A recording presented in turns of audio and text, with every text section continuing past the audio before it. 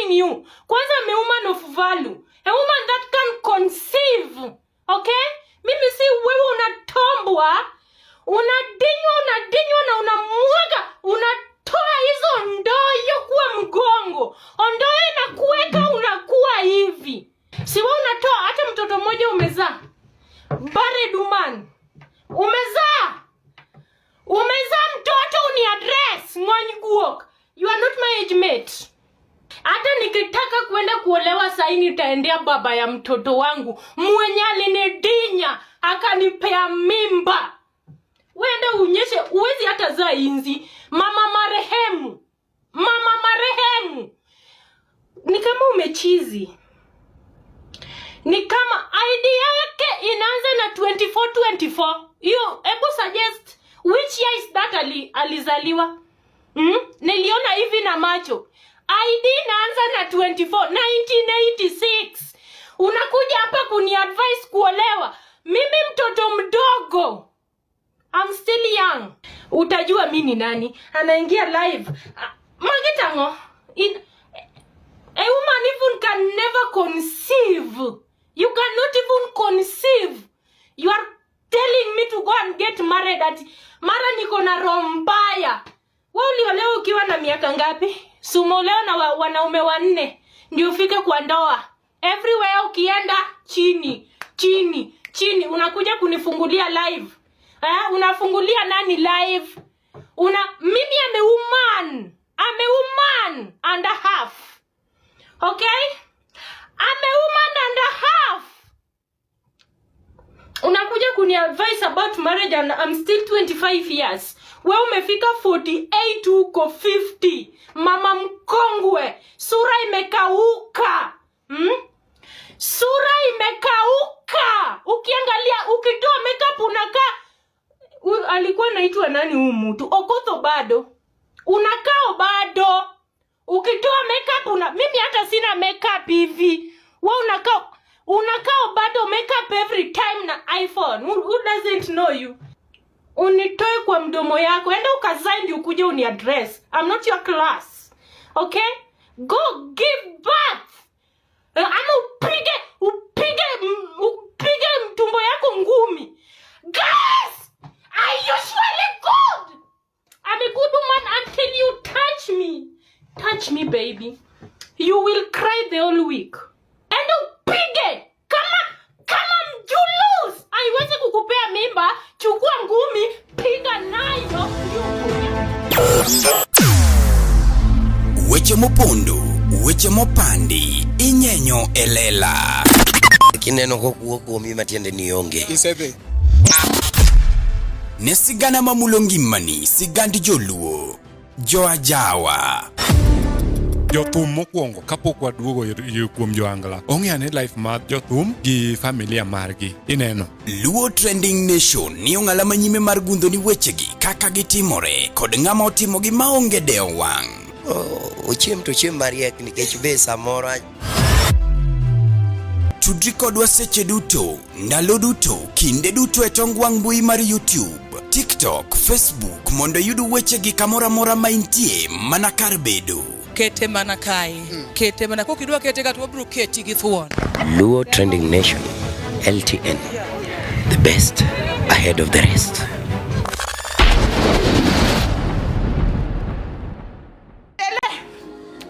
Hapo unapiga Rachel vita. This woman here alikuwa kwa ndoa yake and the vows alitimiza. Wewe unatamani ukienda harusi ya mtu kai ingekuwa mimi, hakuna Mungu hawezi kukubariki juu ya hiyo roho yako chafu. Mungu hawezi kukubariki juu ya hiyo roho chafu. Unaomba ndoa kila siku haupati. Change roho yako. Angalia hiyo moyo yako. Wacha kushinda Mungu. Mungu atasikia hiyo kilio yako. Badilisha roho yako kwanza ndiye atasikia hiyo kilio yako. Fuda.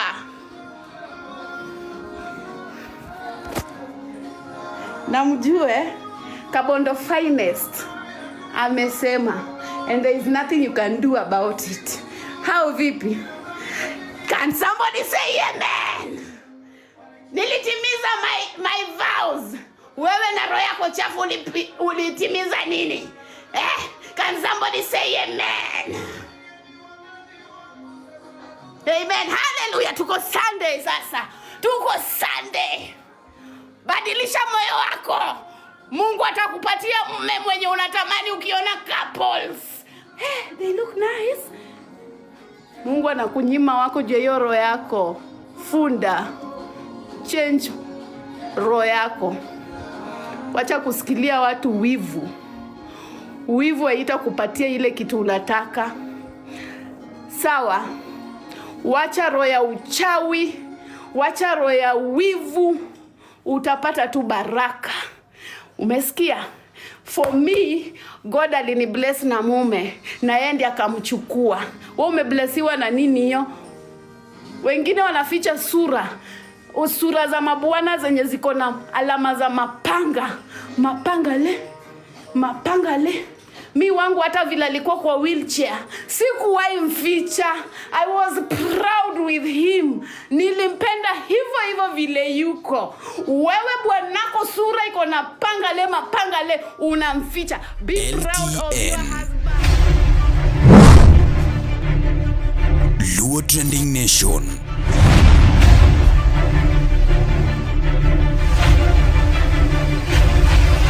Mopandi Inyenyo Elela. Somebody say amen. Amen. Hakuna juu ya roho mbaya. Mungu akubariki juu ya roho mbaya. Unashinda kusema amen. Thank you. Mungu anaona anasema amen. Hiyo mlango baraka napiga kona. Inapita huko. Jesus Christ. Thank you Jesus. Ni bless na Bwana. Bwana na uko na roho mbaya. Na wewe ni mkongwe. Toini lur. Wewe ni mkongwe hujata pasuka kuma. In lur. Barren woman. Full stop. No continuation. Lur. TikTokers, this tool know themselves. Tusingile kwa vita hao. Mnajua hivyo. Hao watu wanajijua, mtabaki peke yenu. That made me open my life. These people know themselves. Wallahi. Hao watu wanajuana, tutabaki peke yetu kwa kamba. Watasoma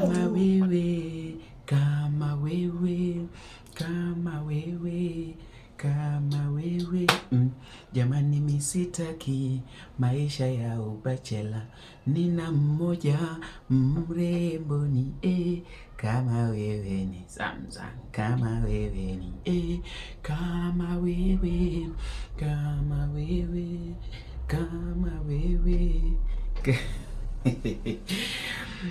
Nyakaramogi machigni kendo mapodi luongo ni LTN Luo Trending Nation kuma Mopandi Inyenyo Elela. Kaka pile gilunga ni Umari Nasho Mari Cheno Jamona mbele chene mineno mbele miyoko. Akini kamera nano ni malo sana weadua kene pin Masimba. I love this phone. By the way, I've been doing several things with this my phone. It's a year now. I think I should organize an event for this my phone and appreciate. This phone has been doing amazing work for me, and by the way, I'm selling it at only 50,000 shillings. So if you're there, you can buy it at 50,000 shillings. It's Reno 8. You can check the price. Masibi ukati yo for a year. Enye ukenda kumarda kokoro kawo se to ogega bo wachiri bari usesimuni.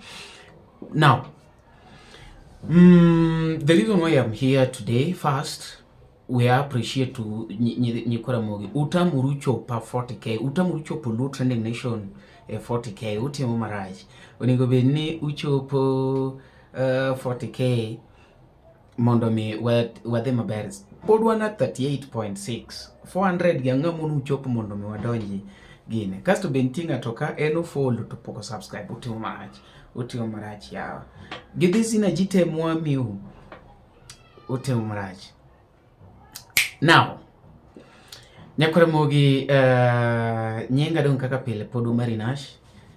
Mari chino jambone mbele chino mineno mbele miyoko. Adeko kapo kawacho wach Recho kod Cindy, because for some reasons I've been sick for a while, but okan jambu gimoro kwa ketembui, but at least I see I recover. Koro waduoko ni Nyasaye erokamano. Ung'eyo kaka pile an ina jina mang'eny sana Amiyo Luo Trending Nation. Why? Because I want to serve you people. Now, I'm here and wabed kama. Lakini kanyo sawa kudu. Hapa ni kanyo sawa. I'm here to talk about it. And anawacho partner, I may not be so correct because I know very well that we differ on ideologies, you know. So what I love, they say that someone's food is someone's poison. So I'll just have to talk my part and then I leave it at that point, and you people can also give your view.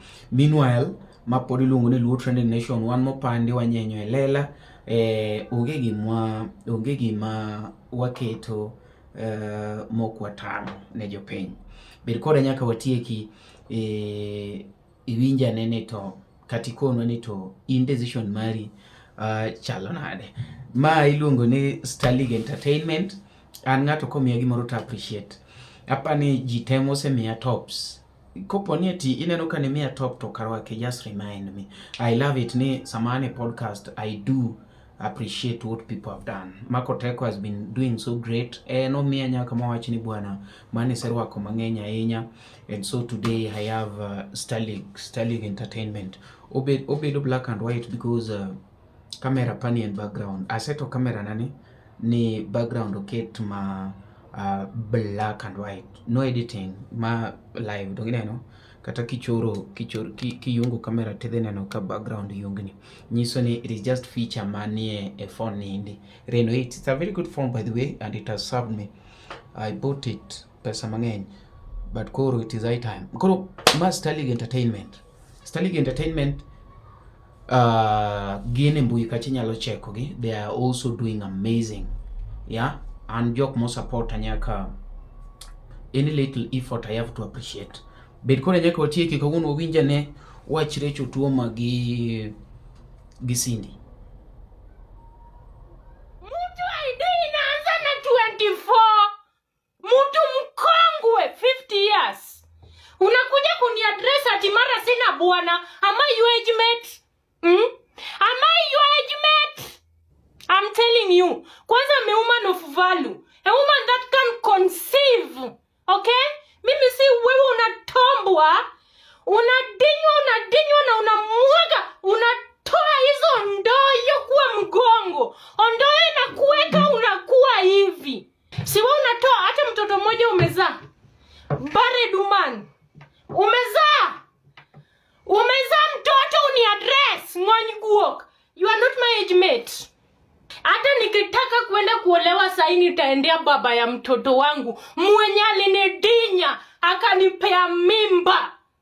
Wenda unyeshe uwezi hata zaa inzi. Mama marehemu. Ni kama umechizi. Ni kama ID yake inaanza na 24. You ebu suggest which year is that alizaliwa? Niliona hivi na macho. ID inaanza na 24, 1986. Unakuja hapa kuniadvise kuolewa. Mimi mtoto mdogo.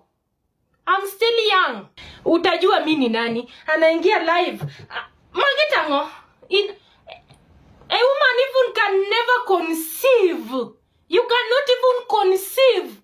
You are telling me to go and get married at mara niko na roho mbaya. Wewe uliolewa ukiwa na miaka ngapi? Sumolewa na wanaume 4 ndio ufike kwa ndoa. Everywhere ukienda chini. Unakuja kunifungulia live. Unafungulia nani live? Mimi am a woman and a half. Okay? I'm a woman and a half. Unakuja kuni-advise about marriage and I'm still 25 years. Wewe umefika 48 uko 50. Mama mkongwe. Sura imekauka. Sura imekauka. unakaa ukiangalia, ukitoa makeup unakaa. Alikuwa naitwa nani huyu mtu? Okotho bado. Unakaa bado. Ukitoa makeup mimi hata sina makeup hivi. Wewe unakaa bado makeup every time na iPhone. Who doesn't know you? Unitoe kwa mdomo yako. Enda ukazae ndio ukuje uniaddress. I'm not your class. Okay? Go give birth. Ama upige mtumbo yako ngumi. Guys, are you surely good? I'm a good woman until you touch me. Touch me, baby. You will cry the whole week. And upige. Kama mjulus. Haiwezi kukupea mimba. Chukua ngumi. Piga nayo. Ndio ukuje pesa ya bwanangu. There is nothing you will do about it. Nyakabondo say so. Nothing. Na pesa ya mabwana ni tamu. Sasa ule ana bwana ana testingi pesa ya mabwana aje? Bwana amekufa. Kwanza ana testingi aje? Bwana pesa ya mabwana ni tamu. Ati yo mvu amesema hata kwe mkufi. That man is still my husband. Otuoma I love you. Otuoma cannot allow me to suffer because of people. He cannot allow me to suffer. I will eat. Now I'm eating.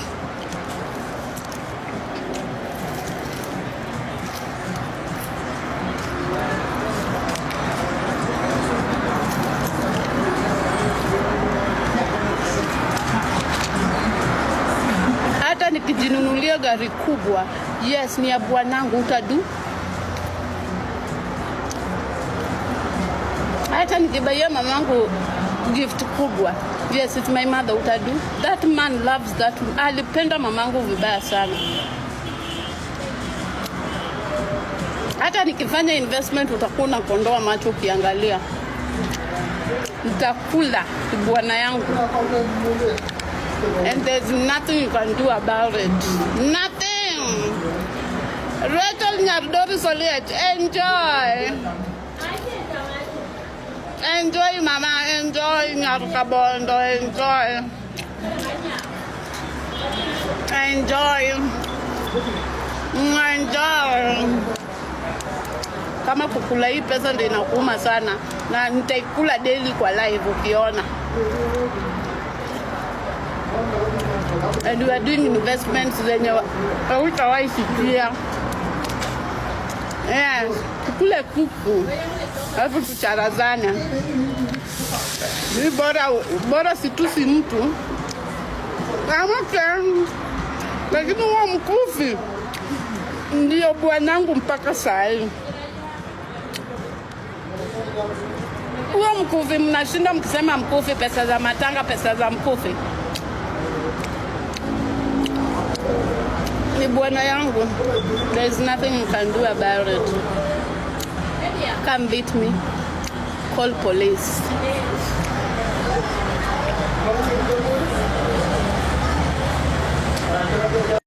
Yo kanine katanya tima yuak giwang kama kumedhi to jitho ingi dago matiki ye.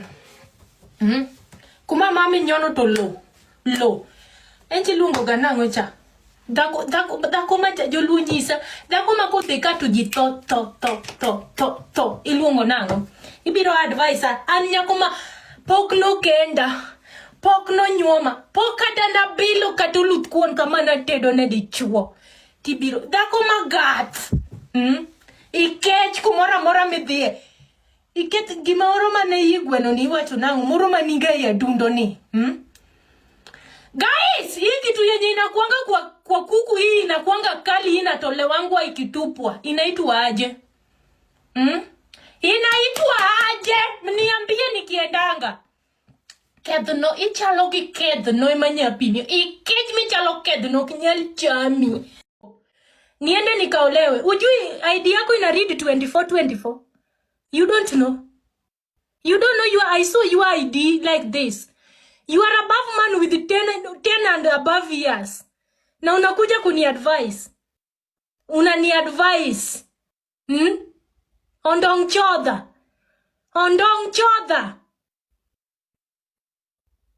Ichodho chieth ma wiyo bedo harmos. Wiringo anti-clockwise.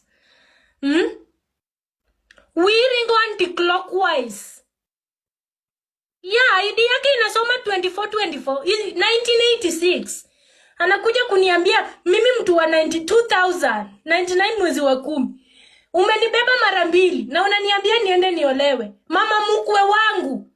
Hata uko right. Wewe ni mwanamke. Ukiniona nimekaa kwa soko sana,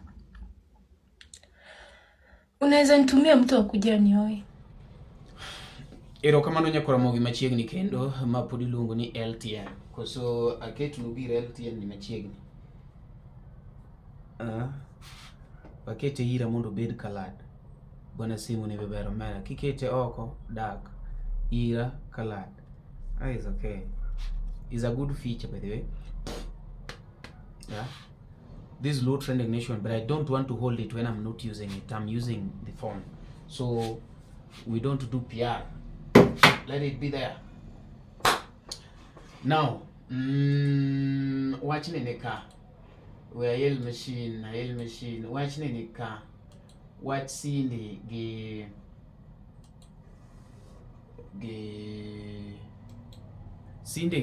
Cindy utuoma ilongo ni Raichu. Utuoma wachino ne kawe aile manapata ngeni be usewinje Low Trending Nation chopo mana wachino nikech kapoko na ene Low Trending Nation to mano gima podonge. So we are here to confirm that it is something that happened, and we also have to give our view as a Low Trending Nation. We have to give our view as a Low Trending Nation. Toga wametusi, kila mtu wametusi Recho, kila mtu kwa comment section. Omera wametusi. Bingita ko yanyu Recho. Imagine 4,000 comments nyakwara. Kore ni utuma content sani. Abiro wege tuon. To en ekoka okidoro ekoka koden mijane. Odonjo online otangone ji gik moko. Sani koro ji kose yanyi comment section to ji marach. To en mokelo gigo kende. Oh God, give me a break. Ando karach kikwero. Gimarach wacho anto kaling to kwero tugura gi msalaba makosa ilitokea leo bado nawarudia nyinyi hamjui vile hii. Na hata hiyo nini hiyo live ya MC nini? MC Chris utaona comment section wakisaid na Peter, mimi nakuambia. I swear Nyakwara. Ile kitu imefanyika ni Cindy. Kitu imefanyika ni very simple. Rachel aliamka tu vizuri kama siku yoyote ile ya vijana mkanga. Aka cloud kidogo about kushikwa juu ya filamu. Sawa. Sasa shida imetokea pahali alikuwa live akicheka sababu Peter Kioi alikuwa anajibizana na mke mwenza huko kwa mali safi. Unanielewa? Hapo kwa majibizano ndio Rachel akaanza kucheka akisema kiani sarcastic laugh. Peter kasikiza. Wewe Cindy Olundi. Umenimute. Unasema sija kumute. Sasa Cindy, kila kitu kwa kina wakati wake. Subiri wakati ufike. Unajua kwa sasa hivi ukizidi kufunguka kuna vitu watavitumia kama vita kukuchapia. Oh, sawa. You are wise. Unakumbuka? Ngoja nikupige kodi utaelewa ni kwa nini nakukataza usiongeze mambo. Unakumbuka mpaka safari ya kwenda kule mtu akaingilia kati, akachukua hiki akaweka pembeni namna gani akachukua? Akachukua nini? Yule akashuka. Mizigo ikachukuliwa. Namba ulitoa mwenyewe. Hizo ni nini guys? Basi unataka niropoke moja kwa moja? Wachana hizi mambo. Kila kitu kina muda wake. Si kuna picha unayo ya uchi kwenye simu yako wewe ya mtu? Yeah. Funga mdomo. Kila kitu kina muda. Tulia. Muda ukifika kitaumana. What is happening? Usiniambie nini nafanyika, Boscan. Usipigane vita na huyu mama. Muda ukifika binadamu watajua ukweli. Wacha Peter Kioi ndio aingilie kati kwanza. Kwa sasa hivi wewe tulia, una shida zako. Hiyo picha ya uchi nini imefanyika? Boscan yoki, wewe ni lawyer yangu, hebu niambie. Tutaona. Lakini niambie, niko na stress, Ndo na kupiga mafumba. Baada ya birthday yako boyfriend alienda wapi? Tulia Cindy. Boyfriend mgani? Tulia basi, nishakuelewesha. So sitaki uingie deeper and deeper ukaja ukaharibu. Kuna watu wanaonekana ni malaika hapa kwa internet, but chini ya maji ni mabaya, ni wabaya kuliko unavyofikiria. Wamejivika mangozi ya kondoo. Baba lao, leo naongea kwa mafumbo kakangu. Najaribu kumfumbua macho huyu nani client, hanielewi. Na ni kitu kinamuhusu. Unaendeleaje? Ni kama wajua mengi. I can't understand. Majirani. Cindy aelewi. Enda Cindy straight to the point, juu hata elewe. Hebu mwambie ni nini juu hata sisi wote tukuelewe. Maybe unaweza kuwa umemsaidia. Pick. Don. Cindy, karingi uchi maranga kendo. Nikisema Canada unaelewa na maanisha nini Cindy? Usifike huko kote. Unajua mimi najua vitu vingi sana. Boscan, umesema ti boyfriend alienda wapi? Kuna maneno umeguza. Alioa, kuna bibi walifanya harusi. Thank you. Asante. Unaona kama ulikuwa mwerevu sasa hapo sasa. Alifanyanga harusi guys. Tulia basi Cindy. Umeshaelewa sasa? Okay, tulia hiyo biashara kwa sababu itakuja tu yani. Na ndio maana anakuchukia yule mwingine kule, anakuchukia because of haya mambo yote haya. Wewe hujui. Mpaka watu wanaingia pharmacy fulani huko, wananunua madawa, wanayachanganya. Kwisha habari. Muda utafika. Tutazungumza haya mambo.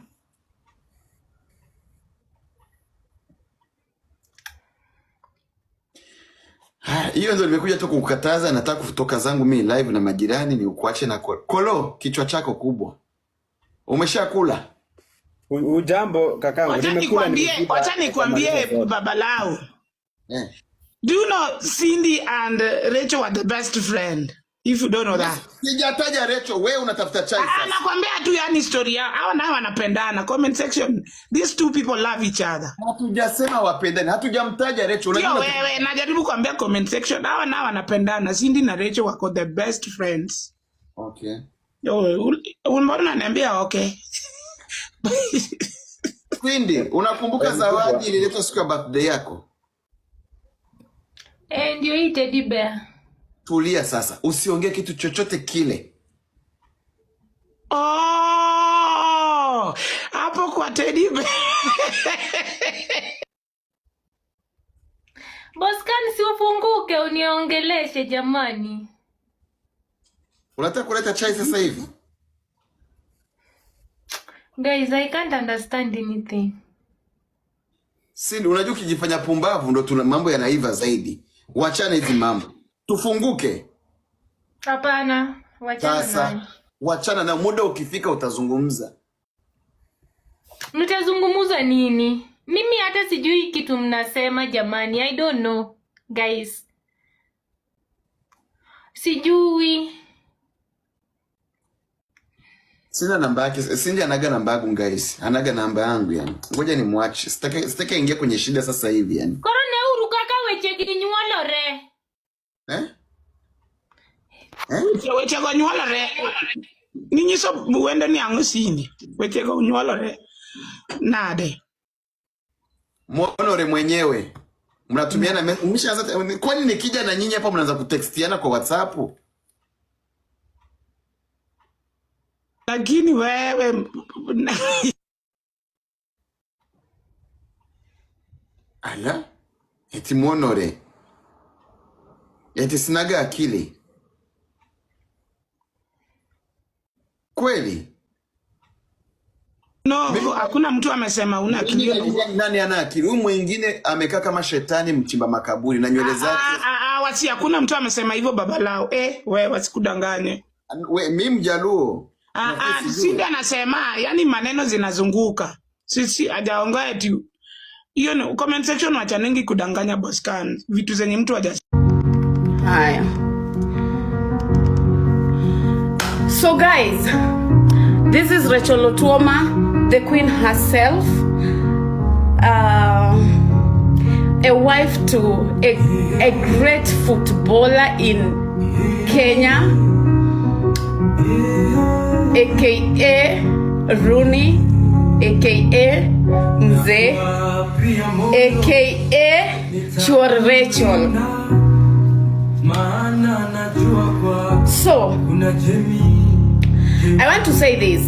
If anybody atani attack, mimi pia ni binadamu, niko na feelings like you. So I will fight back.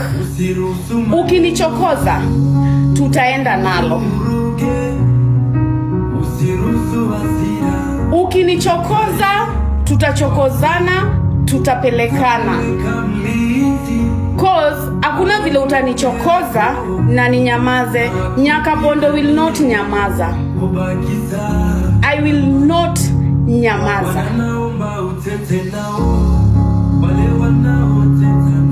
Are we together mpaka hapo? Are we together mpaka hapo?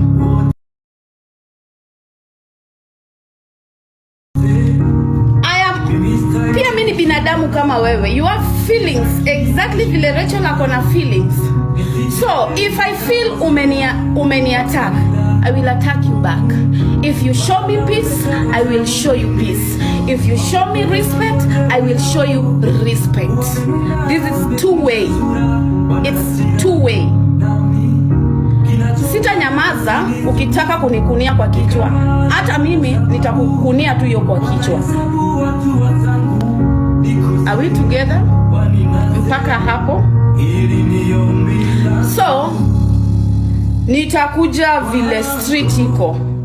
If you show me that unani hate na unani address, if I feel like addressing back, hakuna mtu anafaa kunizuia kukosa ku address back.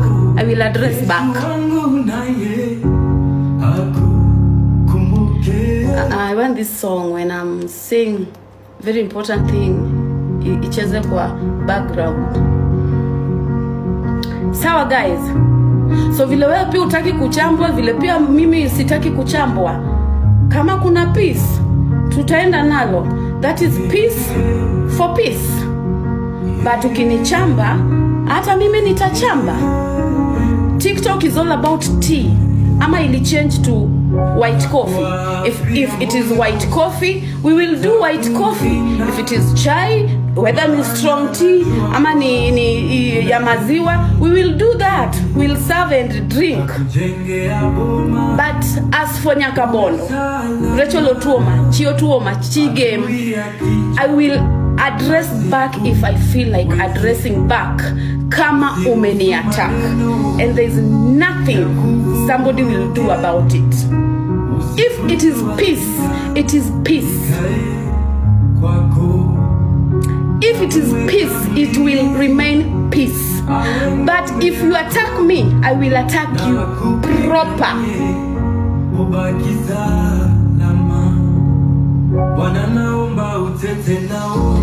Mbona tudanganyane ati sasa mimi nicharazwe ama niongelelewe ama mtu aite bwanangu mkufi and this alafu mimi ni nyamaze?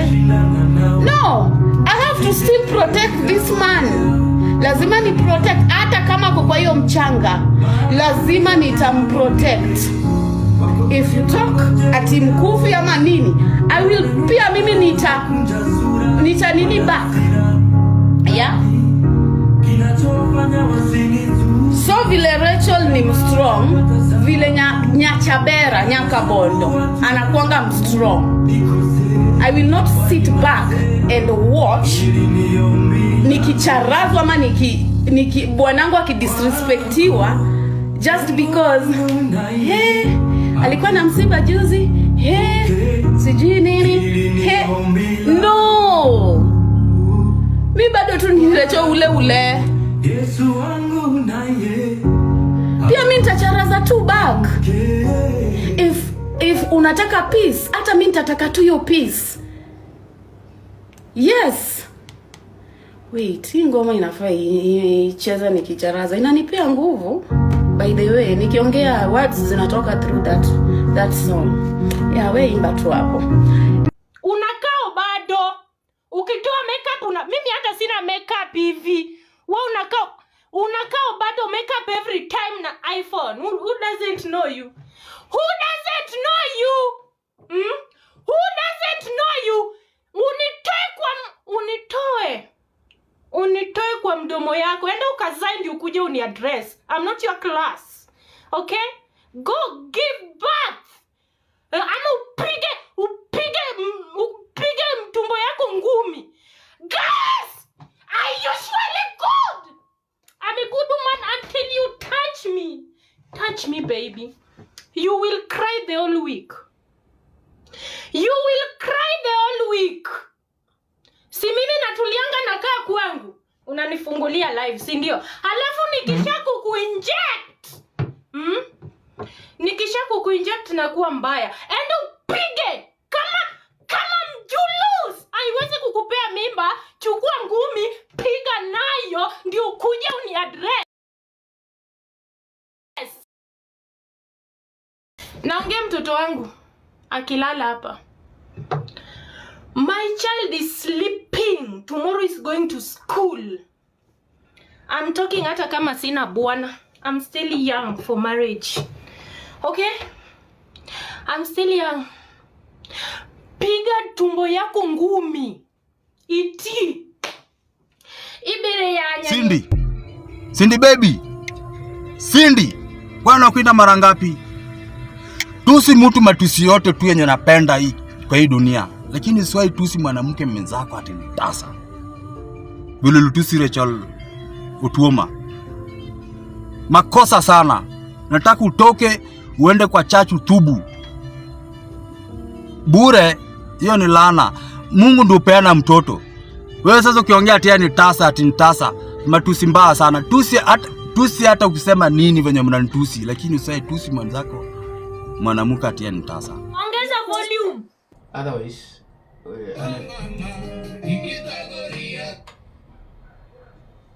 now,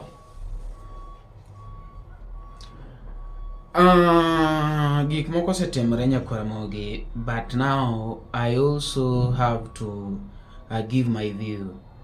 I always love it when I involve a third party to talk about it, because people sometimes tell me that, Mari, you are a social media personality, you need not to take a stand, but the truth remains that I'm also a human being, and I also need to give my thought, and that's why now we can say that is the advantage of online media, different from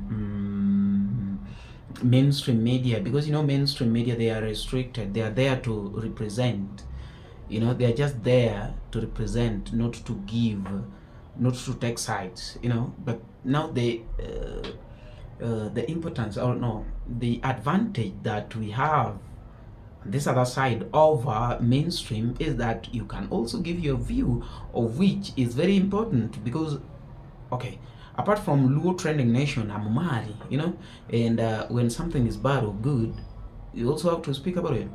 Okay, I don't want to involve myself in relation mar Cindy gi Rachel Otuoma, but truth be told, no one will talk about something that is private. You get it? No one will talk about something that is private. Now, in social media, my advice to you, know what to share with the public. and know who to share with. There are some people that have very bad character, and I just have to say, even if you people will crucify me, no problem. Gimaduni okwanwe dio kwadiromo a meeting a buchanyuola very soon, so allow me speak. Uti Murumaraj, one, you people are putting everything on social media. Some of you, not all of us. Some of you, like Ankureka wacho ni natuo. Awacho like it's a past tense, but there are some people that will be updating you everything in their life. They will be updating you, updating. Atuo, I need your prayers, guys. I need your to go. Maka uno kaka denindo kech. My friend, some people just love you because of your vibe, not your problems. They also have problems in life. They come to your lives to console themselves. You get what I'm saying? There are some people that just love Omari because of Ne and Chet God. Some people just love LTN because of a vibe. Now, you even discourage others when somebody just join Luo Trending Nation. To you doka kuri moyo no problems like uneno kakatuo uneno. I don't say that we need not to share our problems. We need not to share our progress. We need not to share our things, but know to who you are sharing your thing with, or your problem, or your progress, or your details. And as a human being, you must also have your privacy. You can't just share everything. Now you become useless, you know. Yes, when you share everything, you become useless. A moment that you share something, just know very well that you are creating a gap. I remember my first time, and I believe that I'll not be arrested soon. When I was taken to cell, nobody knew where I was staying. You get it? And I always turn my location off. But there are some few friends that we that knew where I was staying. I could bring them to the house. We could even cook something. Those are the people that betrayed me. They're the people that brought the police up to where I'm staying. And because they were my friends, they could not reveal that they were the ones, but they just pointed and left. So the moment that they came up to the house, I was like, oh. But later, you know, I was to do my investigations, and I was like, okay, one of my friends brought them. It means Deo Kakelo a friend order, docking order. You get it?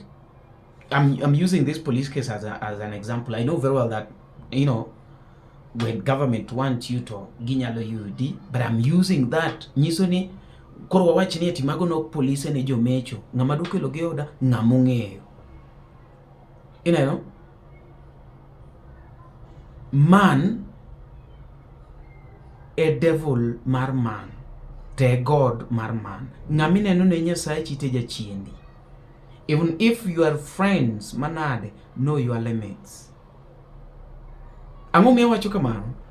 Mondo misindi ya Rachel Tuoma to that extent nyaka age, nyaka kako kunyuol, nyaka yo kanine kata nyathi mayuak gi wangi kama kumedhi to ji tho ingi dhako matiki otiye kuma mami nyono to lo enchi luongo ga nang'o cha dhako ma jolunyisa dhako ma kotheka to ji tho iluongo nang'o ibiro advise an nyako ma pok lo kenda pok no nyuoma pok kata na bilo kata oluth kuon kama na tedo ne dichuo tibiro dhako magat ikech kumora mora midhie iket gimoro mane igweno ni wacho nango moro maniga ya dundo ni guys hii kitu yenye inakuanga kwa kuku hii inakuanga kali inatolewangwa ikitupwa inaitwa aje inaitwa aje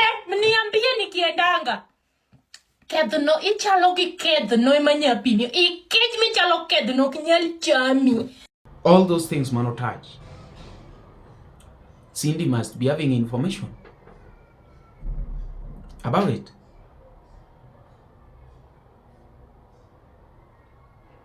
And Jothurwa, when you are selling yourself, know what to sell. I know we want numbers, katanu mari adwaro numbers kumabedini. But what are the repercussions of bringing my mom mondomia numbers? Angadi biro bange. What are repercussions? Martangu ni anda nakakuti. Angadi biro bange. Angeni nga toto nyalo nyeo nakawe. Hey, umari mano anda ni. Okay, now. Okay, what next? Always have this in mind. What next? A moment me progress life. You ask yourself, what next? Okay, I said progress. Now I'm talking. Now what next? Okay, Sanya Pangoni Abiachak stream live podcast. Kuro what stream live people can comment live. Kaka kona wene to na and live. We still need a lot of gadgets, and I don't want to involve those people that surrounds me. They keep on giving me fake promises that will make me one day yanyonga tomatek ngamanenge thing. I don't want. So naenda pole pole. But what is in my mind? Okay, what next? Okay, you do machine no, huh? What next? Because we don't always ask that. Oh, ikaw gari loan, what next? Kuni yuruka gari se kawe loan, igionge gima next. Eke yuruka gari chate. Sami pi mone ji gigini, what next? And what about kaging your back? Because we must have, and gimose kitaga ka survive is, and always I have option B. Kakasani wapango Luo talent search, of which my friends semono involved nani umari, we can support Luo talent search nikechi ngigi mangen. Then I shared with some people. Jok monokelo that idea are not receiving my calls. But we must do it on 15th April. We must do it. We need resources, we need venue, we need several things. We have to do it. Even if Omari will be selling maybe some of these things, Mondugino Tembre, Timore Mondo, you just be successful on what you planned.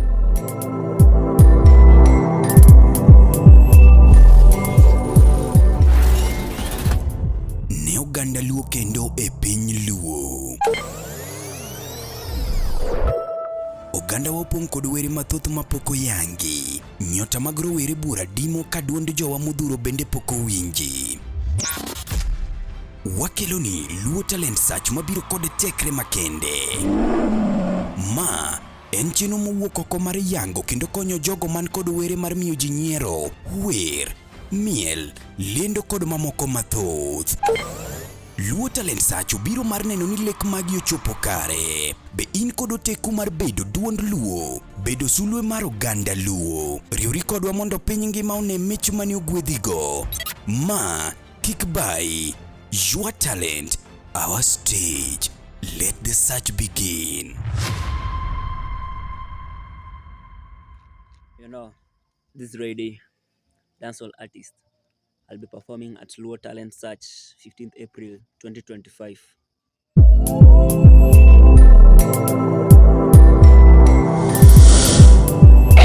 LTN Luo Trending Nation.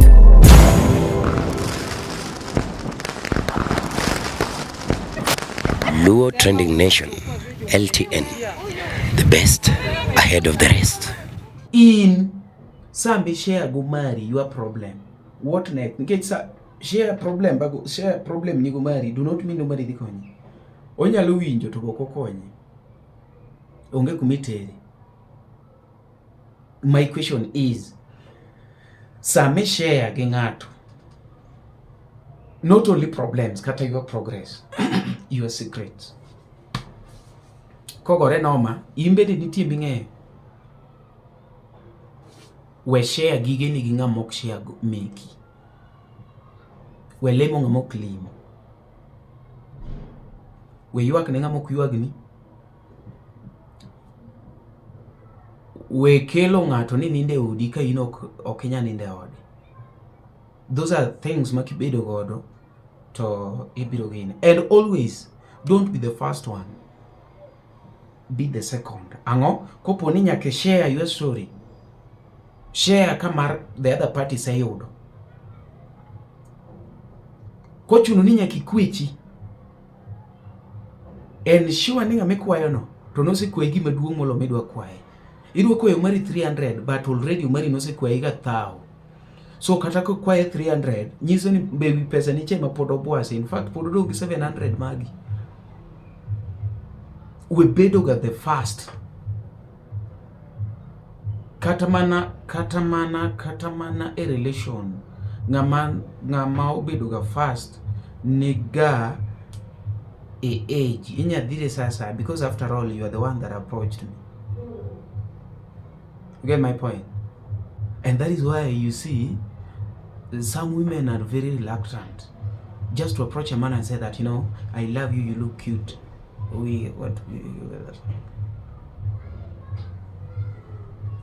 Nikech it is true. Ninga mati mi mokwongo, they give it all. Iwinjo. Ng'amu tugore tugone gi story mani chunye ma in poke mi mari. Ng'ani mi gi mariel. Ng'at mar ariyo dhi mi story based on what you've told them. Kimi story nini denyo.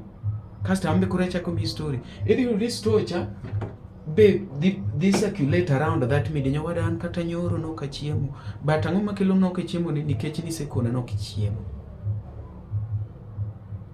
So why would you see a social media wakiagi malongo isetero geodi with me? People do not visit me. In fact, if you've stepped into my house, then it means that you're a very lucky person. I trust you. There are some people that also stepped those days before I knew it. And I said to nyaka jia odamar mabati, and then they judged me wrongly, you know.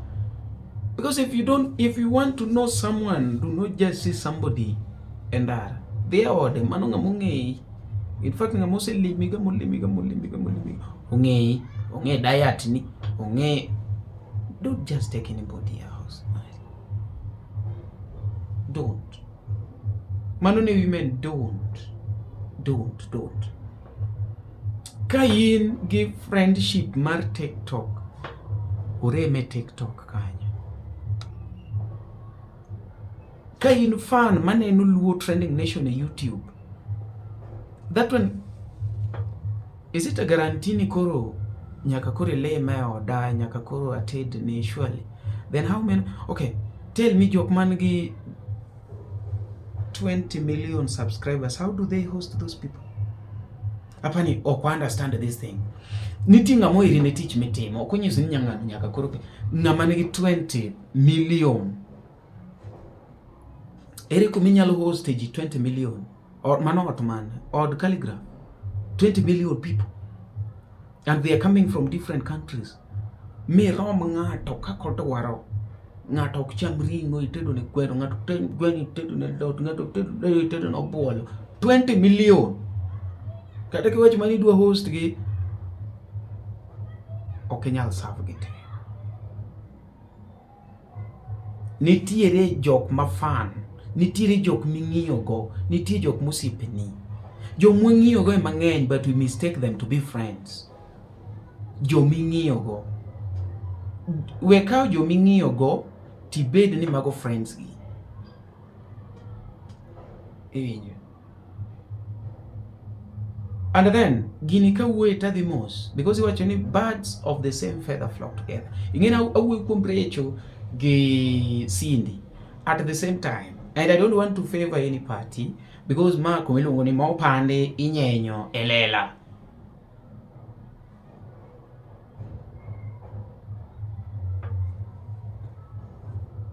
Gimineno timore ni no. Gino is also within you. Gino is within you. King'iyo gi jomodhier mang'eny, kwecho biro romi. King'iyo gi criminals mang'eny, cases biro romi, at a given time ibiro kata maki. King'iyo gi jopesa, kata mentality mari will change. King'iyo gi TikToker, Same. And do you know what is funny about it? Kawuono wuoyo kuom Cindy gi Raj. These people are still TikTokers. It will gichalo ge politicians. You'll be in a shock. Ka in miracho Cindy kawuono ni, kiny Cindy nigi recho. In mimiyo recho advice mondo were gi Cindy, kiny Cindy nigi recho. In mikono Cindy mondo were gi recho kabisa, kiny gino. So you only talk your part and you quit. Chalo gi jok mane relation. Ibro kono ng'ato ni ating'e ni John no pache odwa mana no chani. Kare nyako machielo no be pache mana odwa no chani. Jogi nitie jomoko ma bende yenyo no medo gi mana position moro. Because in real sense, when a funeral has happened somewhere, people take time. Somebody, let us say that you've lost a person that is very important in your life. You'll take time to heal. But a moment ma kata jaodi wuok, jaodi odhi, ne un kata kaka sani koro approach Valentine to ng'ami yele ngimani okoni kata ni it's over. Mani onge go gi mindset mar over no, my friend, nyakuchapi to kinyakore ni it is over. Tiseketo bana tho mar I'm single. Nimeachwa staki tena maswali.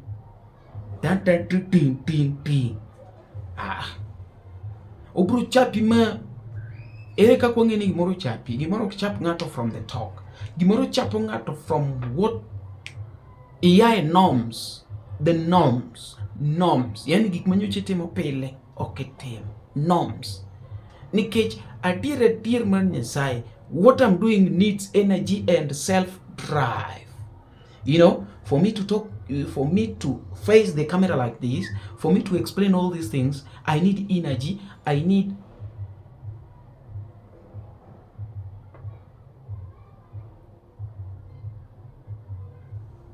koro magi te mana part mar content bende.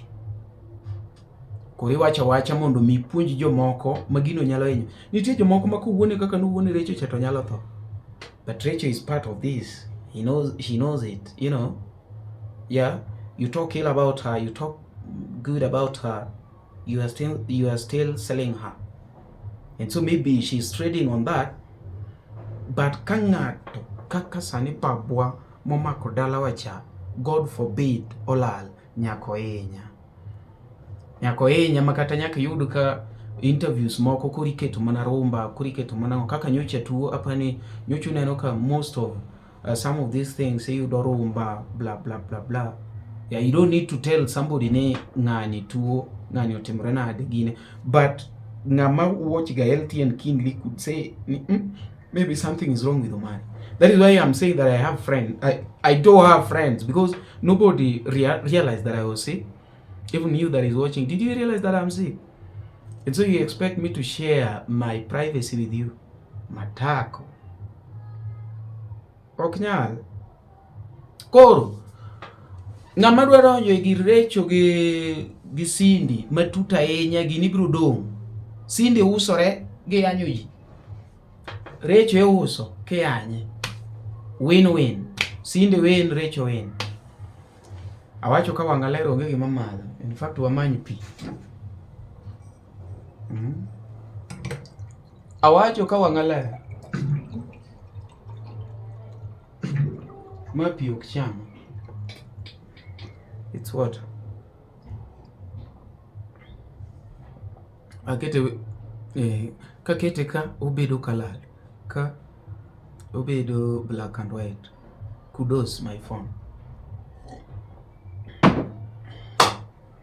To mano poka chope iPhone. Jo Europe kauna uru iPhone. Ubuya anyago ni simbe mubuyo gono to be wane mwanyeone. Kaka guok moro na yanya komo.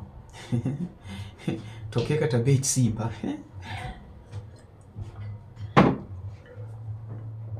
Koro. Jini business. Umari business ne en wuoyo. Yeah. Itimo maber Umari biro wuoyo, itimo marach Umari biro wuoyo. Onge gima ibiro timo mami Umari okuo. Jogo business mago business gi. What advice gi pod gibiro yanyore, ok advice gi pod gibiro yanyore. That is their business. You know, and if you check it keenly, you'll agree with me that both parties are selling themselves. You know, both parties are selling themselves because they are in for that. Guys, nyaka gi sani pod wadhi maber nikech Recho oseamua mondo mi wamadha chai walos content. Koro gi nyaka gi sani pod wadhi maber. Last month nyocha wamadho mana chach Recho. This month pod wamadho mana chach Recho, to nikech oyienwa mondo wamadh chache. To an gima daher nyiso Recho. Recho nyocha osebedo gi nying moro maber sana bang' iko Otuoma. Koro kopo ni oamua ni oketh nying manobedo go cha, to endelea bedo kod osiepe moko mineno bedo go kaka Diana Ross, Mali Safi, Tima Kiang'ogo, oendelea bedo kodgi. Kobedo go osiepe machalo kamano, ne mage mamiye advice. To wan waonge tabu, wan wabro madho chai, wabo loso content kode, nikech last month ari Otuoma sani content en mana Recho. Ari Otuoma tho. Sani content en mana Recho Otuoma. 2 months, kilosa losa kodi content. 2 months. Ibe okinyal wiyo kode, ibe ipenje ntin ngama nade ma in 2 months pod loso mana kodi content. Dweche ariyo imi mana ji content. Sani nitie nyaka jok manyocho oseng'eyo ni Recho en ng'at moro ma very humble, yani en ng'at moro ma onge weche mang'eny. Sani ka chako donje mtandao, winjo kaka Recho duokre gi jok mofuwo e mtandao. Recho, iwuok from 100% to 20%. Kikia, in ng'en kama intieno inikia. To gima nyaka nyisi Recho, bedo gi viewers, gi followers e TikTok, ok onyiso ni ing'e TikTok. Wan TikTok wadonje, in fact an TikTok adonje 2019. Diere ma kopo ni iyaw TikTok, ka ng'ato neni kidonje TikTok, to penji ni kwani in nyathi mathin. Yani wi kuot kata mana yaw TikTok kama jintie. Ipenji to kwani nyathi mathin. Mo akanyero. Nyaka kawuono sani nyaka nitie joma demo tima tikgi otimo lwar macho ma tigi otimo lwar ma wigi otimo lwar ni e TikTok. Undo udonje TikTok nyoro nyaka Diana Ross gino donje TikTok nyoro. Numage joma mi advice. Recho, bed piny. Kopo ni nigi depression, many ng'ata man out of TikTok ma onge TikTok. Gogo mbaka. Ka in gima machandi, nyise gima chandino, obro konyi. To ng'ata miseneno ni e TikTok man famous e TikTok kik inyis shida mari, nikech mano seche minyise mano content, obro kelonwa chai to wan walosogo content, okelonwa to wan walosogo content. Koro an awuon, awuoyo kodi aparo ni inti kiaya, an ang'eyi kendo ang'eyi maler, kendo ang'eyi nyaka minyanwang'ri seche minyanwang'ri, ang'eyi kendo ang'eyi maler sana. Koka wuoyo kodi kama kawacho kama gini kochoponi lok pachi, ng'e ni wan content emimiwa to nyingi to dong' kakethore. In gimibro wacho content e TikTok nitemo ji defend TikTok onge. Anything miwacho mano content. Sasa mibiro nitemo ji defend mano content. Koro gima nyalo nyisi, bed king'e niya, TikTok ni oting'o joma chalo nade. TikTok seche moling to dhano ling, onge mapato e TikTok to seche makore ikelo kamano ma kore imiyo nyaka jok moko pesa, nyaka jok miyo pesa nondo o defendigo, mage ma miyo gini lokre content zaidi. Koro ng'e, bed king'e niya, TikTok en platform machalo nade. TikTok ok en kamikele shida mopondo. TikTok en kamikele shida maneno ka ng'ato tho, manero. gimotimre e lela mano e shida mikele TikTok, but gima private mano ok kele TikTok. Tafadhali. Koro anami mana advice mathin kaka ng'amofuwo niya, kopo ni in gi depression, many ng'at moro maonge TikTok, many osiepni moro maonge TikTok, biro konyi. Kopo ni in gi depression, many counselors mondo otimni counseling. Nona, ibiro end up niya imiwa content to mwishowe, Recho ibiro dong' kaka ng'at moro ma useless. Ibiro dong' ng'at moro ma ka ng'ato neno to koro ting'e niya shida to ok rum. Shida ok rum. Bed king'e ni shida ok rum. Nitie joma ne nigi pesa gi norumo. Makta kunyisi ne gin gi pesa kinyamini pesa gi norumo. To nitie jok moko be mane ochokoni to gine gichokoni ka gidwa ni pesa no orume liel. Maseche migolonwa igolo video idhi KFC tirekod kichamo gweno to ento seche moko golo kata mana 50 bob moro nokonyigo e liel to iwuoyo marach. Ng'ano iye wang' marach ma kata ma gimo nyalo timoni kopo nonyalo wang'i bute onya timoni gimo marach kabisa. Koro onge tiende dhi KFC tirekod to kichamo na nini. Sani onego bed ni timo gi very silent. Kibire plat e TikTok kiyawo kidonjo live, yaw live mos ji kopo ni nigi wach moro minyalo nyisogi ma ginyalo nyisgi, kaw a few minutes a live e TikTok ka social media bede gi few minutes mana mimosogo ji kumbusha ji ni intie mondo kik ginene ilal. Onge ng'ama otami biro live, motami donji, lakini bede gi dakika mathin e social media. We kaw time ni iduoki social media tin ng'ama nyinge nose losore social media. We duokore piny. Recho akwai kenda unyisi aloso kodi social media wan wang'e unwang'owa, unwang'o bedo famous, ubedo followers, but mano ok onyiso ni ing'e TikTok wang'eyo kendo wang'e TikTok. Ni nyarongo awino chal gi mama wino. Yes, ma en Elisha Toto kata Eli Toto. Ma wane LTN TV. Awinjo ni kaka ene kaka ikele LTN ka. Cha ibiro yudo LTN, ma en nyakalondo mar LTN, ma TV mar LTN. LTN yudore kamoro amora e audio, e TV, kumoro amora midwaro yude. Koro ne ka in gi lendo moro amora, obed lendo mar tho, lendo mar weshimiwa, lendo mag jothumbe mapok ong'ere kidwa ni ong'eyi bi LTN. Moseng'ere madatimo advert nyalo biro LTN. LTN ka emwalande gimoro amora.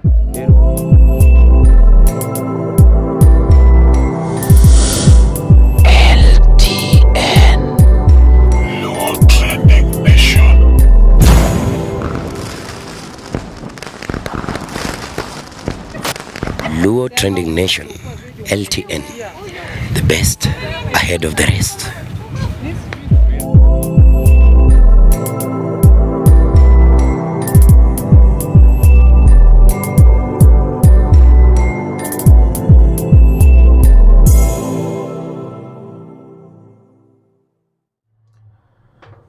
But Jothurwa, kata kopono kaka nachako kawacho, usruok to usri, because I know popularity is popularity, whether positive or negative, it is a win-win. So long as ne idwa bedo popular and win, ilonyori bedo duk, ipogo ji pesa mang'eny, pod en win. Kaka ji biro ng'e bolo mapogo ji pesa, kaka ji ng'e sindi mane lonyori duk. It's a win-win. Eyuda.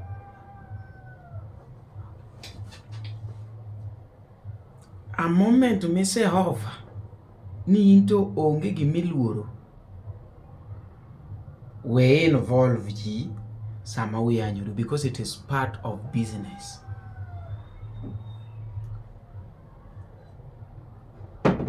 Ndiye jo mang'eny mong'e to okonyiso ji privacy mare. In ming'eyani ing'e chi Churchill Dambuki, Churchill monogolo life industry mar Kenya ka. Ing'e family ne, ing'e nyathine, ing'e ode chalo nade. Duoka Ing'eyo ode chalo nade? Ikia? Good. Pod wadhi mos mos. Ng'ato koluongo ni Dr. Macharia. Ing'e gano chiwo sadi? Ing'e gache chalo nade? Gach Macharia chalo nade? Nyithindi adi ming'eyo?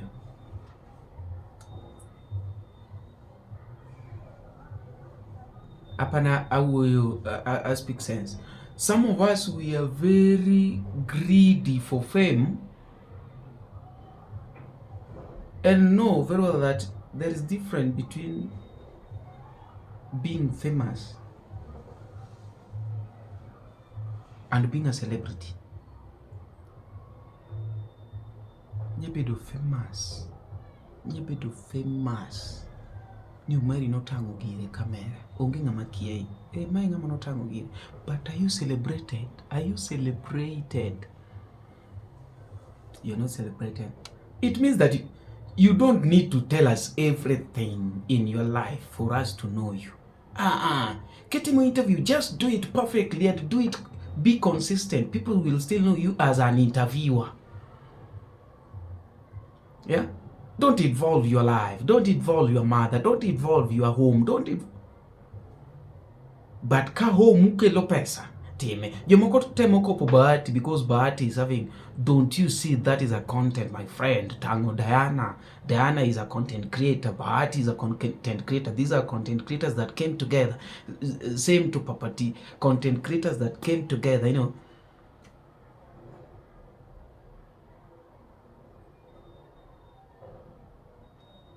Kadala ukelo mogo. Me impact life. Tang. Rechu tuoma no tango chuore life. Or me impact. In fact, people knew Rachel from Utuoma. I love that.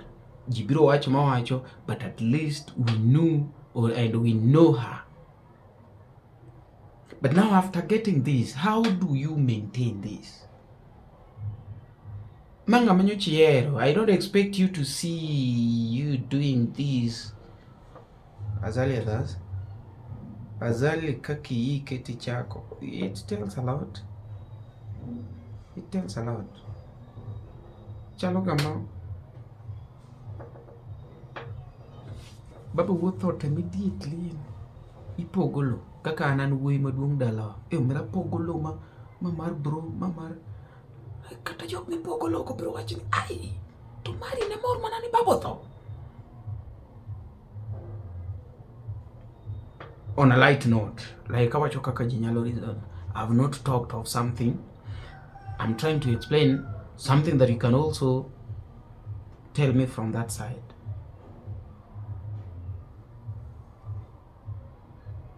Chiero. Ingina ji don't you go to immediately. Can you tapani ni nigga loophole mzee? People are afraid to say. That's why I'm saying we really joke mingio. Cast of fun will not advise you. Some people are involving fans in their family, in their private life. You know, fan oknyava advice omari. Nango fan gombo gogo mari picha. Fan ang advice anade to fan gombo mondo rum koda koda picha. Moment mo advice ata a block ito. Fan gombo. Fan en nga malamo nga moneno. Bed ga friend mauko tamboa follow you magi.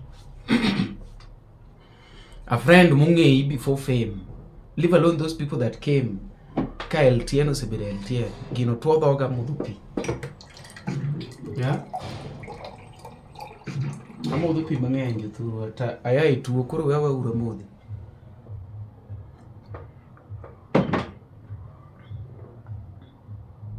Your mother can advise you. Not family members. Family members will also advise you depending on your status.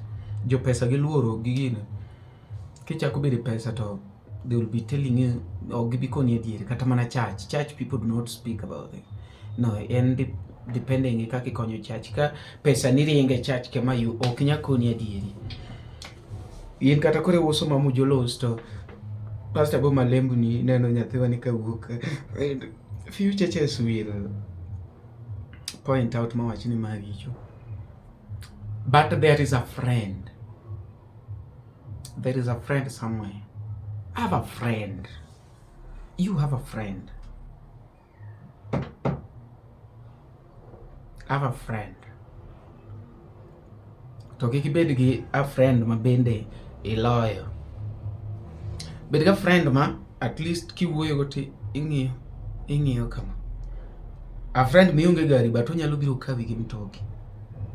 Nyiso ni ko gike advice to oko depende gik tie friends moko modenyo ma kubiro rito biro chiemo.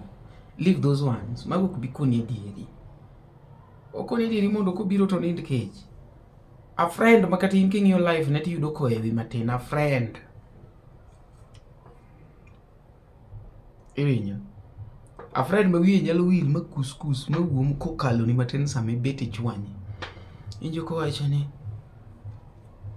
iwuoyo gi kompyuta chiel mi jatang'ono to ok owach ni e mbui, mano koro wacho ni chini ya maji ubiro dhi fa. But rely on fan, ne fan wuondi ni an ng'ama fan osewuonda nyaka ne anyalo kalo yenda yawo agem band fan nena ka jo anglo.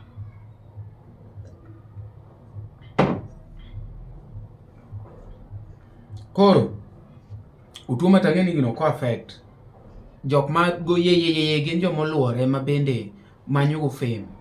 Ke jotuo ma Rachel Otuo ma imin. Rachel Otuo mong'e modwaro e social media mano use, mano do not take anywhere, mano gine.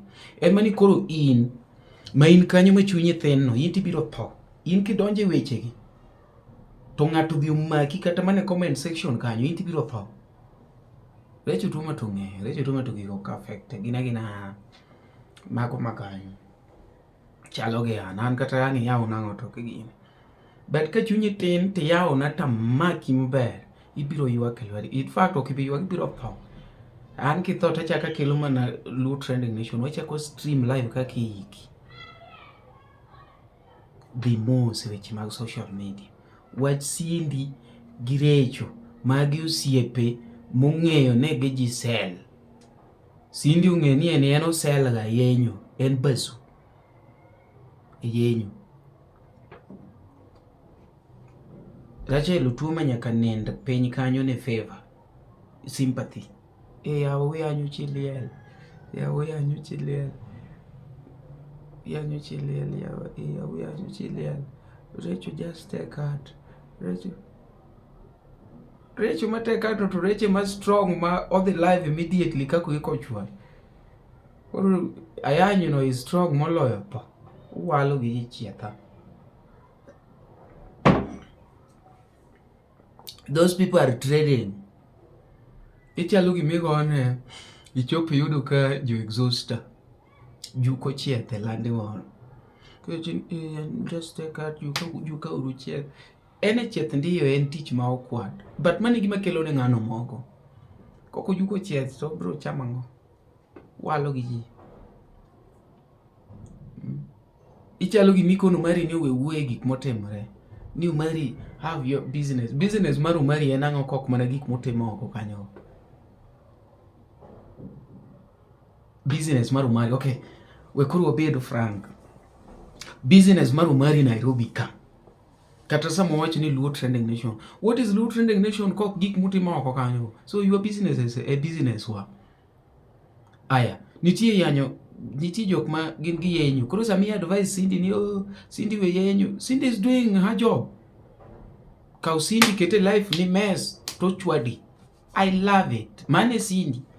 Ko Cindy dhiti mango kopukuri gi yenyo. Okay, tell me the content mar Cindy. Kech une munugo le mea. Ma in fact anyalo wacho ni Cindy is progressing well. Congratulations Cindy. Iwacho ni always rebrand yourself. Do not be where you are last year.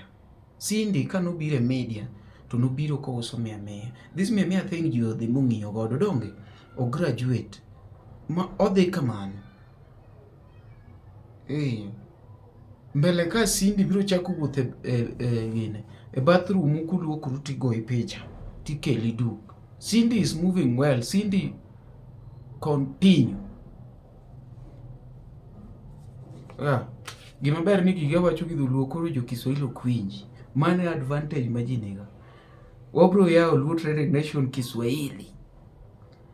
Mwachakachakani. Barabara kabisa mtazamaji, leo tunataka kuangazia jambo ambalo linatiza sana. Tunataka kujua ni nini haswa kilitendeka kati ya Rachel Otuoma na Cindy Baby.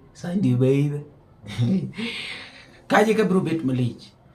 Ta anaonge ngama tambua, anaonge ngama sayo, anaonge ngama lamo. Kaselamo Jehova Nyasaye kadhe nendo. Ta chung late. Ta chaka wuoyo kode, I'm good to go. So that is the truth behind it. Weuru ketu gini ahinya makoro jomoko kawe personal tamo kata nendo to jok matamu nendo jogo to ng'ekne gidhi mbele walo yudo mari ka wuoyi Luo Trading Nation yaw mari pole, you are talking too much yawa, I'm sorry ne duondi, sorry mane tijo mari koro ng'ato ka yanyo ng'ato tikwere idwano dhi otim dau to une munu embrace mwacho ni bas koro yanje and kawuono ng'ato nyalo pingo Cindy nikech oyanyo ng'ama ing'iyogo to nyoro ni pake koyanyo ng'ama ok uwalo gi je nyalo pado guogi agamo ana mudu nupi maisha bemer na alawi tamadhi Jerry wachiri bwana to mari no mere said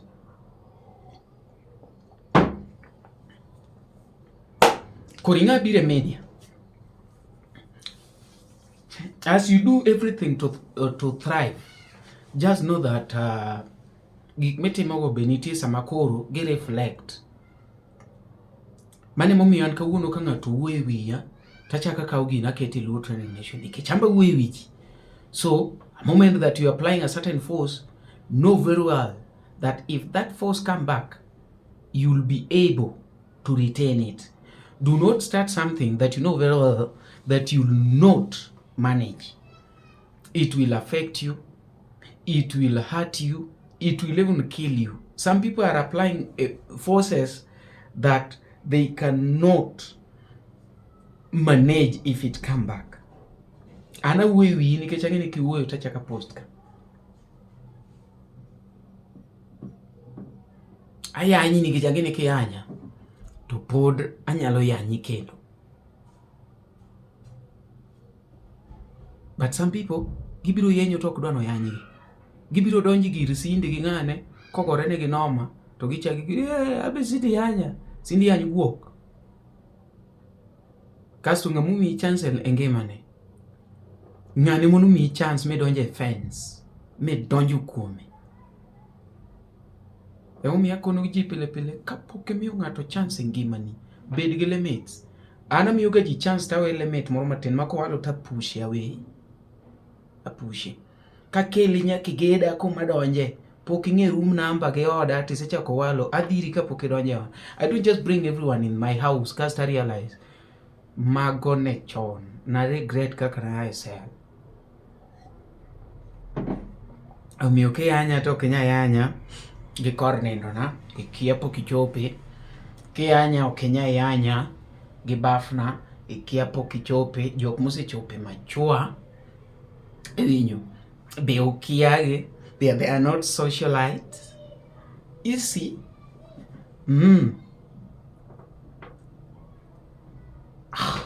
Then bed gi ng'at ma opposite mari. Ng'ami wuotho go nyaka bed opposite mari. Kiwuoyo mang'eny ng'ami ng'iyo go wuo matin. Ihero media ng'ami wuotho go kohero media ahinya. Iwinjo? Ihero ng'ama chwe ng'ami wuotho go ng'ama. You see? Ihero light skin ng'ami wuotho go nigo dark.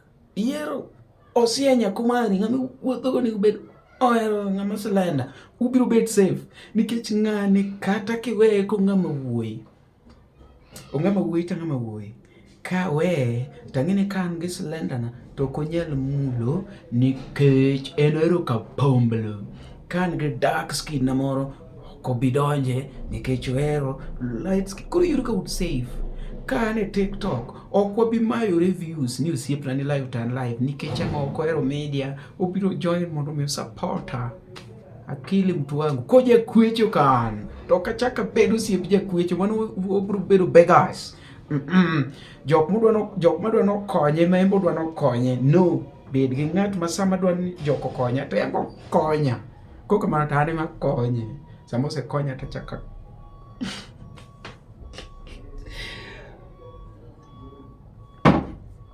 so those are the things otherwise I'll later continue I'll continua Cindy pod biro dhi mbele gi content mano is just a content anyway and biro neno ka Rachel be pod miel the other side mage kaka gin ka giweyo ni wuondo jogi no be joma becho gibiro lal makata ng'ama gini onge gibiro lal manom kwa don tijo thumbe moko kata mono wero gik moko maricho richo ne jo advice no wer gima be kaka ne gilal kosukiagi ko ng'ato nigi partner ng'amuzuok rieno yenyo kanye kare Cindy yeny kiweyo jogi idhi lal yeny ambe chakelos na video yanyati mi wuorna aposte Luo Trending Nation title Cindy oyanyo mari a support tij ng'ato kiyudo ka ng'ato chodo dhi kode sota jail miye pesa mimieno let us grow yeah kata mana Cindy buneno support ng'ane support Rachel Otuoma nikech Rachel Otuoma magi gik mabelte ka ng'ato yanye ya koro ka otieko pod bro mana winjo ka ng'ato chako umokne Rachel because ng'ato ji ni potential mare so that is her part ene yanye to jigone pole ya iwi bro winjo baka otu ya live etimri nade inego chuori egi ichamo pesa to respond yeni no kolip ga no respond winyo goro unu ruani Rachel Otuoma o respond ne ang'o kopo ne gigo wetimre ochalo gimi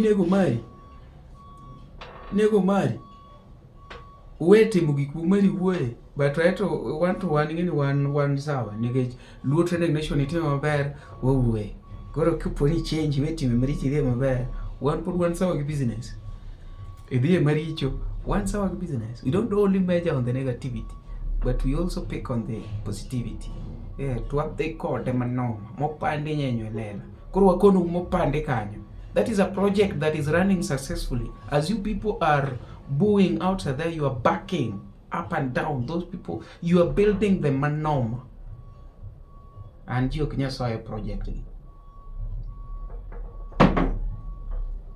that is a project Nyekwajaneku will talk about it. It's a project. In fact, it's not just a project, it's a successful project.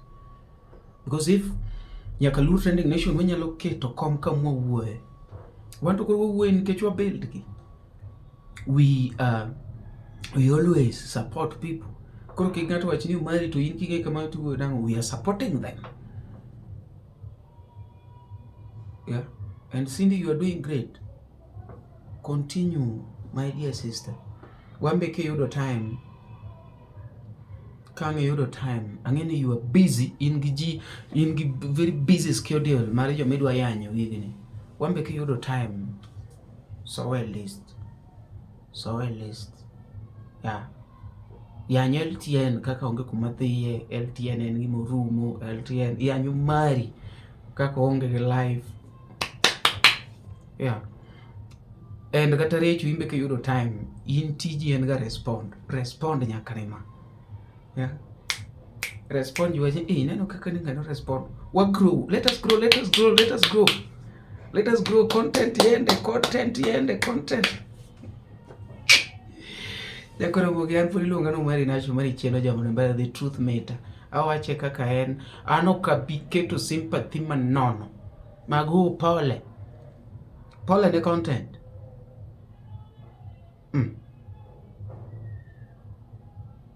Nyakuye ne content moko to koro gin iluongo gin dark content.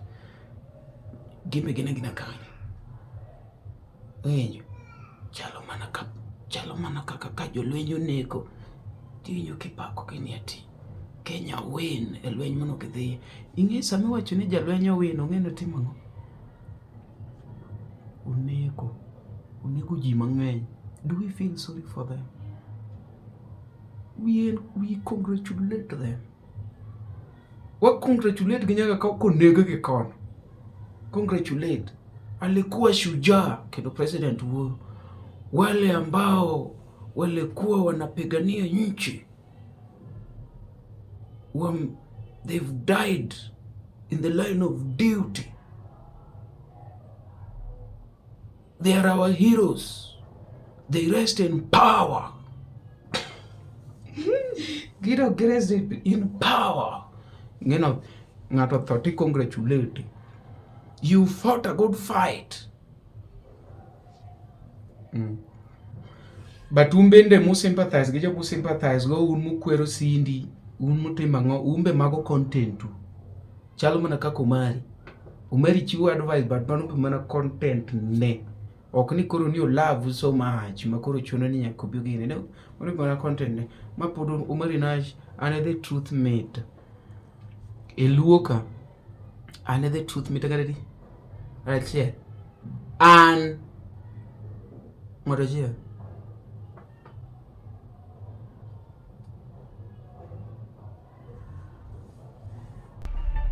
LTN Luo Trending Nation.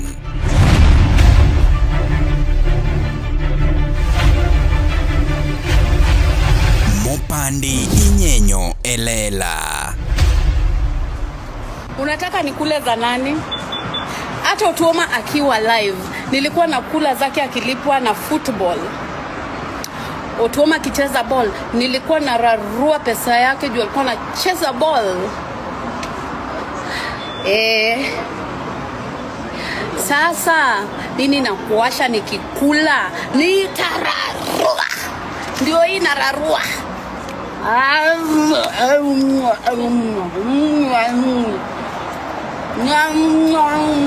Nararua. Inaanza na 24.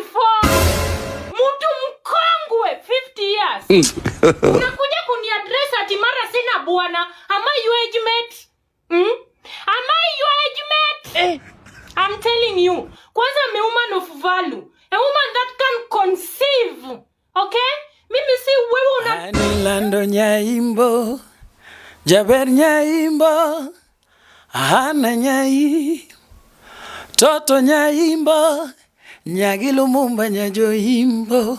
Jaber nyaimbo. Hey nyikora mugejwang ma en Anjavan Makajuto aka Chui Mkali Mr. Yath Kiasi Kongo Kiasi asili yake. Takono unimeduru manakete Luo Trending Nation LTN kama mopondo wanyenyelela to bende mopanda sika aenya bende wasoko twaguodo kendo waketelela LTN.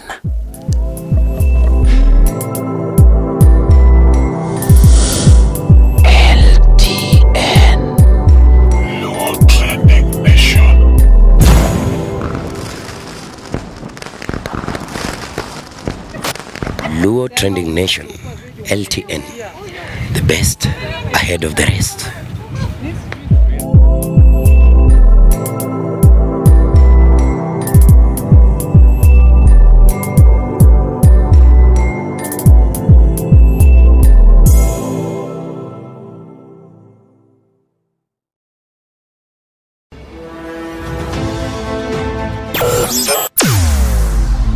Weche mopondo, weche mopandi, Inyenyo Elela. Kineno kokuoko mi matiende ni onge. Isebe. Ne sigana mamulongi mani, sigandi joluo, Joajawa.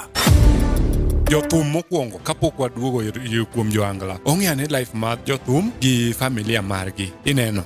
Luo Trending Nation ni ong'ala manyime mar gundho ni wechegi kaka gitimore kod ng'ama otimogi maonge deo wang'. Ochiem to chiem mariek nikech be samoro Tudri kodwa seche duto, ndalo duto, kinde duto e tong wang' mbui mar YouTube, TikTok, Facebook mondo yud wechegi kamora mora ma intie mana kar bedo. Kete mana kae. Kete mana kokidwa kete ka to wabro keti gi thuon. Luo Trending Nation, LTN, the best ahead of the rest.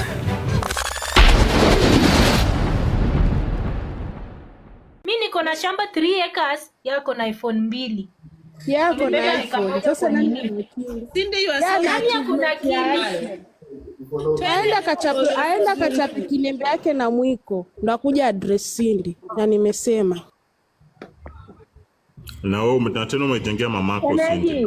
Mpandisha nyakwaro.